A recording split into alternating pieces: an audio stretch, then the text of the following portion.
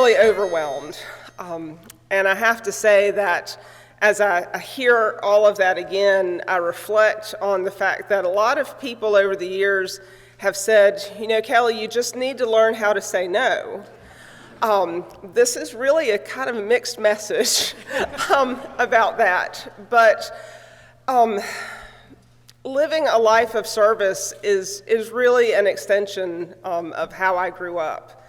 And I can't give shout out to PC and my time here without starting at my roots. And Dr. William Plummer Jacobs' first child, the Thornwell home, which is across the street. And I would invite all of us as alumni of Presbyterian College to embrace our younger sibling across the street as well and to learn more about that ministry. Growing up there, I always knew PC. I remember watching the Joffrey Ballet and Ronald Reagan's son as he was in office dancing over at Belk Auditorium. This morning I was sitting here as Randall was up here.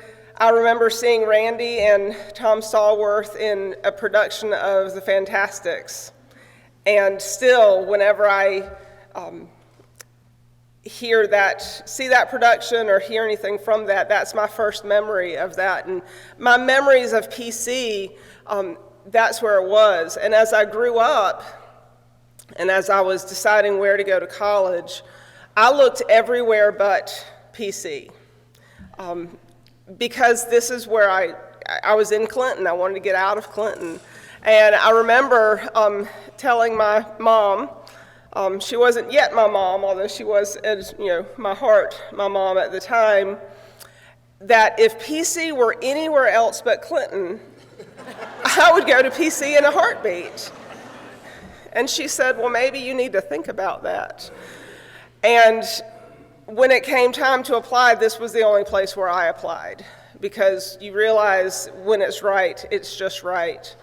I always feel a need to do a little shout out to a guy that I've never met, a guy named Sid Baxter, who chose to go to Wake Forest. And I bring him up because I originally was the third choice for the Quattlebaum. I was the runner-up for the Quattlebaum Scholarship. And he decided that this was not his opportunity, that he needed to go elsewhere. And I always reflect on that because it helps me realize that if an opportunity is not right for you, saying no may open the door to someone else who's meant to have that opportunity. And I'm always grateful to that young man who I've never met for saying no and going on to where his heart led him. My time at PC was fantastic, and I reflect upon that now. I'm halfway to Ben Hamlet Society. This is my 25th anniversary year, and I really look forward to being there one day.